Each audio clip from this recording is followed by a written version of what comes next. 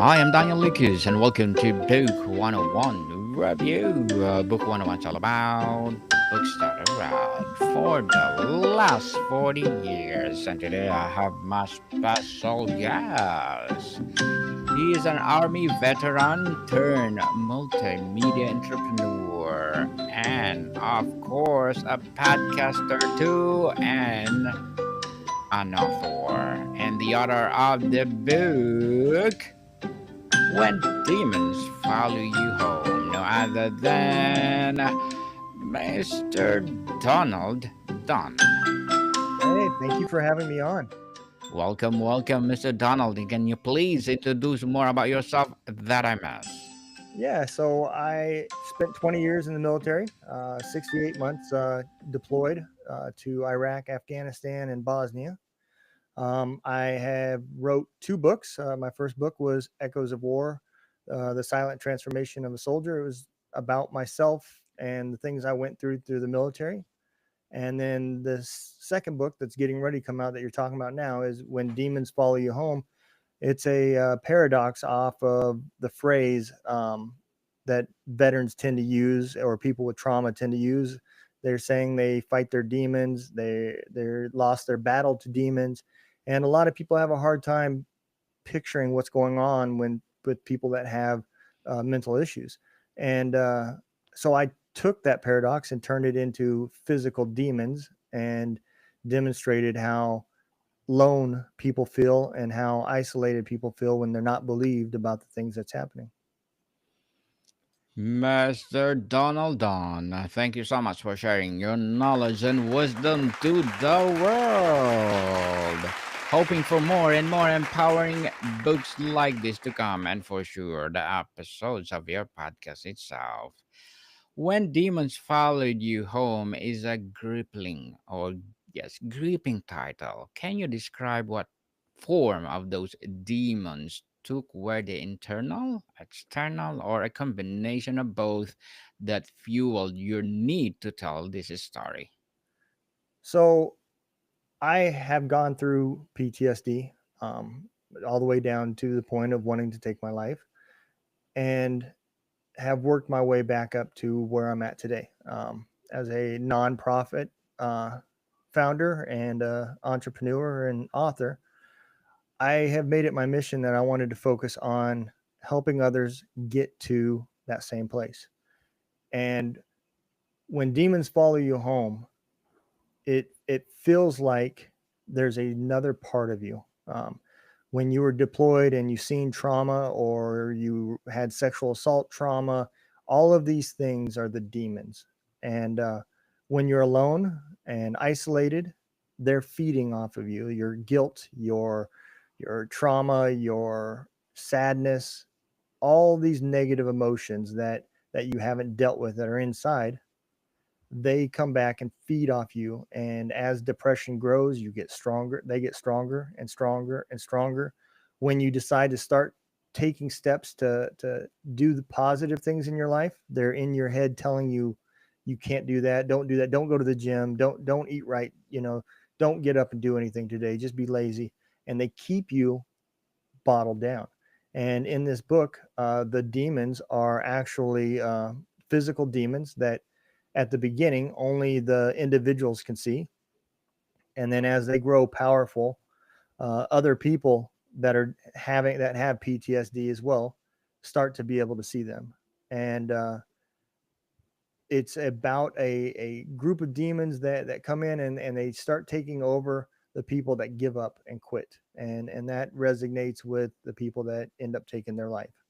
Once that happens, they take their form and they try to take over all of the military bases in the United States in belief that we messed up and we did things wrong and we're not good enough to be soldiers in that aspect, which is a lot of the same things that you end up telling yourself while you're going through depression. Yeah, I'm not good enough. I wasn't a good father. I wasn't a good husband. My kids don't like me. I'm just a loser. All these things resonate over and over and over that just keep compounding.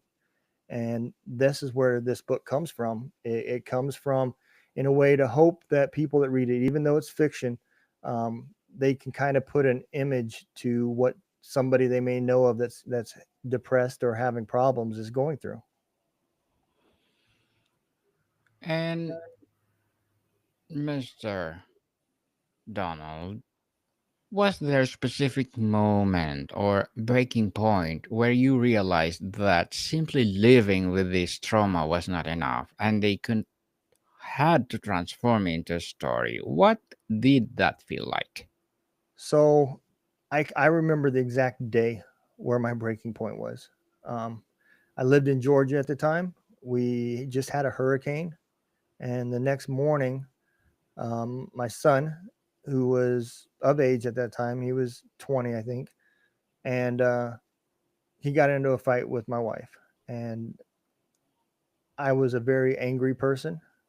I only had one emotion. I didn't know how to deal with anything else. I used anger for everything. And me and him got into a not a physical fight. It almost got physical. My wife had to separate us, and I ended up kicking him out of the house. And I took a step back after calming down a few days later and realized that I need some help. And I had to make a choice at that point, either in the pain, what I thought was now realizing I was the problem, it wasn't everybody else. So if I was the problem, then ending my life would solve the other problems, or I'd go and get help. And me and my wife was talking, and she kind of realized what I was getting ready to do. And so I ended up finding a psychologist that was not part of the military. He was away from the military. And that's when I discovered what I was going through and the symptoms that I had. I wasn't alone with. At that point, I didn't even know truly what PTSD was. And we started the process of healing. And that was, man, that was 5 years ago, 6 years ago.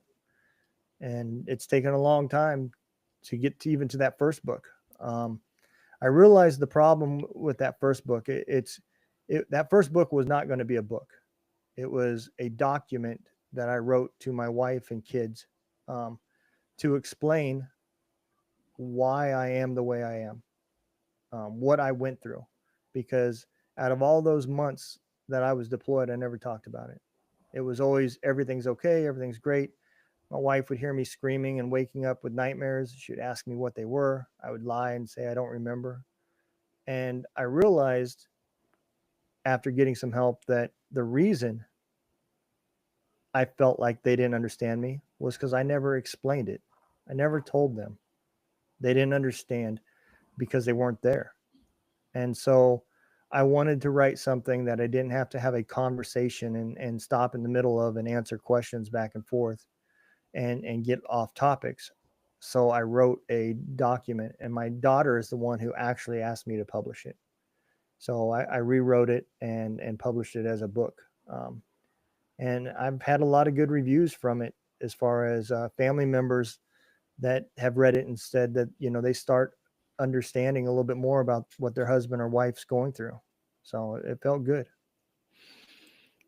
Well, Mr. Donald Dunn, we salute you on Book 101 Review for choosing the right thing to do. I appreciate it. Why did supernatural or horror storytelling feel like the right vessel for this very real human experience? What does the genre allow you to express the straightforward memoir might not? So my demographics that tend to follow me are usually between the ages of 44 and 65, and they are the ones that tend to buy the first book. It's their time frame, their war that they have seen or been a part of, and they can relate. The younger demographics is not going to relate to, probably not even make it through the first book, because it's just a story about a person that they don't know and a war that they can't picture. Um, so I felt like, to reach an extended audience, I would write this as a fiction book, to take something that people can picture, that did not be part of the war. They were either born before um, the war or shortly after it ended, and give them something that they can picture and can relate to. And that was the purpose of this book, was is to hopefully reach a wider audience. Mr. Donald,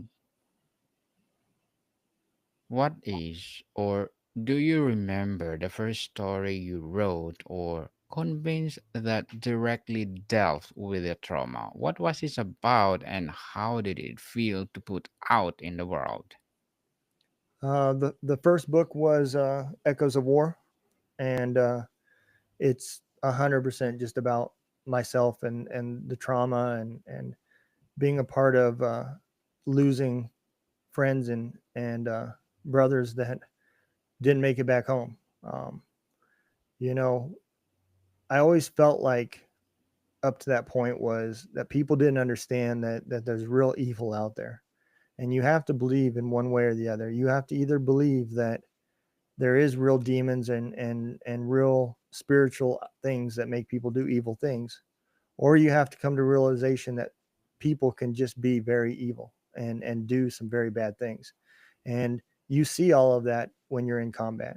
You see the things that other people do to other people. So however you relate to them, um, and want to believe, if you want to believe in humanity, maybe your thought process is more spiritual. But up to that point, I had a lot of hate in my life. Um, I had issues with uh, the people that we were fighting against.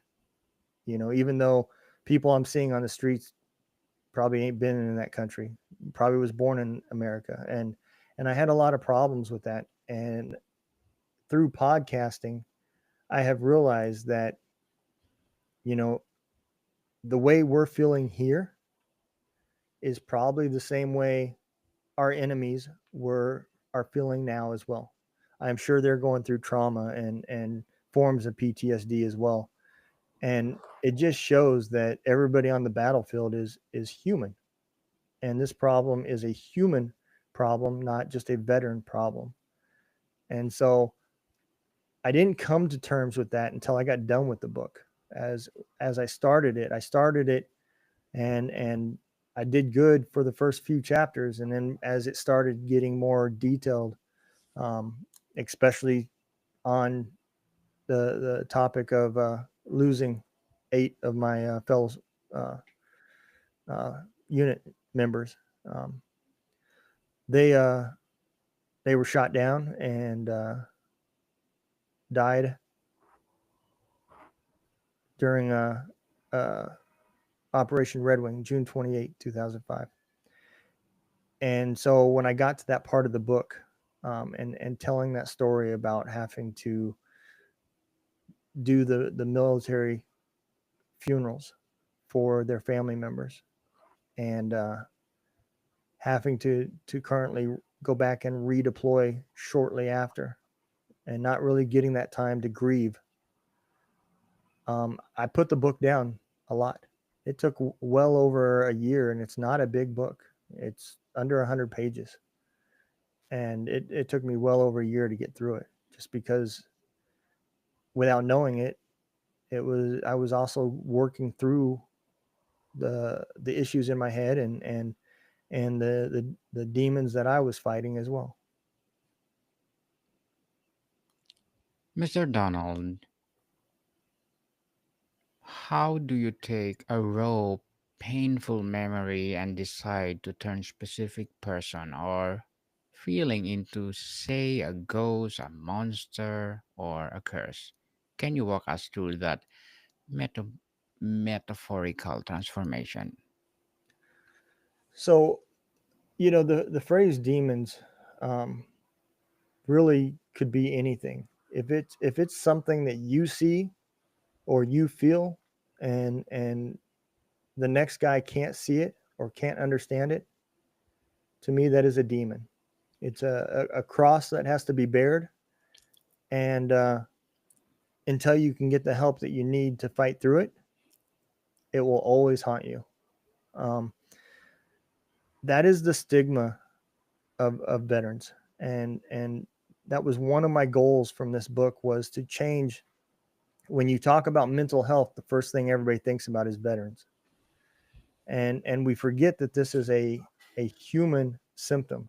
This is the way the human body deals with trauma, and trauma is different for every person out there. Some it takes more to affect, others it takes a lot less.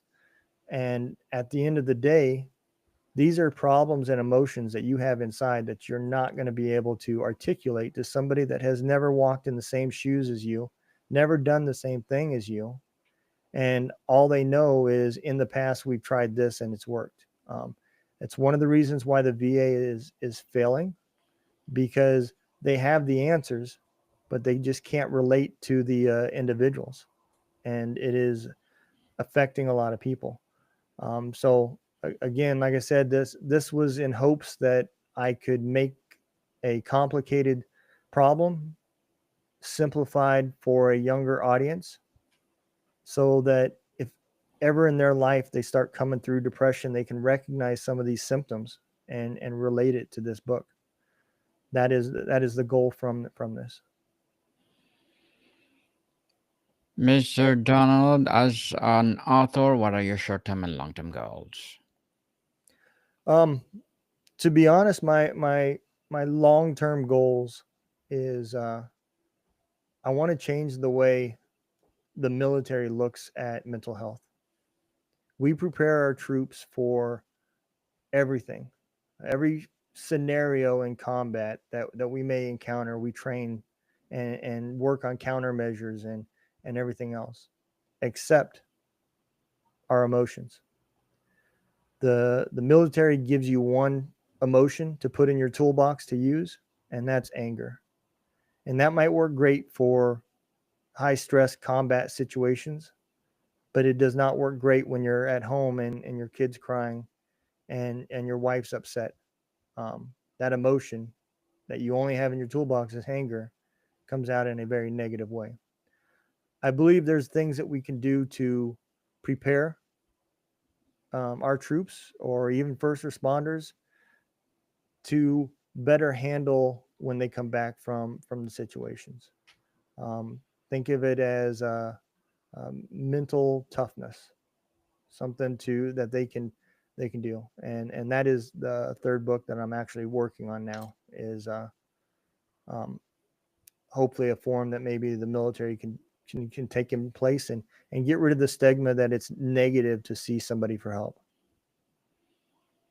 Good luck to your goals, Mr. Donald, and looking forward for more success. What would be your piece of advice for those people out there who want to be like you?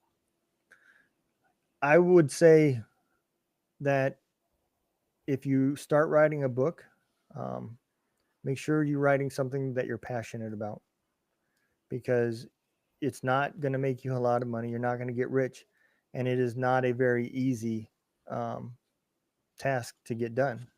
You'll find out that there's a lot of work into putting out a book, and your passion will drive you. Um, Mine started out with podcasting as therapy. I didn't realize it was going to be therapy until I've been doing it. I've been podcasting now for about 4 years, and it helps me. So I credit that, of all the people and the guests that came on that I've gotten to tell my story to, that has helped me get through it. And I credit the people that are watching this and hopefully learning a little bit from it. Um, if every day that you go out and you just be the best person and the best image of yourself, then I think you're on the right track. Indeed, and thank you for that advice, Mr. Donald. And can you please recommend a book or books that influence your journey? I'm kind of an old soul, hence the gray beard. And surprising enough, the one book that I have probably read about 15 times is Where the Red Fern Grows. Wow, interesting. And thank you for that recommended book, Mr. Donald. And looking back at your earlier work, how has your approach to weaving a trauma and supernatural evolve? Are your metaphors different now? Not really, to be honest. You know, as negative as it sounds, fighting your demons is a term that everybody that's dealing with PTSD can relate to. And I think in order to get it through to people that are not dealing with that, you're going to have some form of metaphor that they can relate to. And you know, when you read this book, you'll see it's not a whole lot of magic and superstitious and stuff that happens. All of this stuff is things that can be happening without a demon, physical demon there in somebody's head. And that's the kind of the unique part of this book is how you can take that metaphor and relate it to something that people can see. Mr. Donald, before we wrap up our discussion for today, I'm inviting you to please do listen to my other podcast, people, because my abstract essay is already in fifth season, abstract poetry in second season. I'm a book 101 review in fifth season too, comedy 101 in second season. I'm a food 101 in fifth season as well. Geography 101 in fourth season. I'm a baby podcast law 101 and mental health 101. Love letters in third season. And my movie 101 review and music 101 in fourth season and Science 101 and Sex 101 in its first season. Please listen to them wherever you listen your podcasts. Mr. Donald, having turned this chapter of your life into art, where does your storytelling go from here? Are you done with these demons or do they still have more stories to tell? No, I'm not. I'm not. By trade, I don't want to be a fiction writer. Um, I did this as strictly as an attempt to help with my main goal, and that is to reduce the stigma of PTSD and mental illness, and to help people in the future. So my goals is to continue to write books that are more dedicated to helping the individuals and the family members that are dealing with it. And my goal is to eventually be on stages speaking to audiences about the things that we can do to fix this and things that we can even implement with our children to help them be more resilient when they get older. Mr. Donald, thank you so much for sharing your knowledge and wisdom to the world I appreciate it.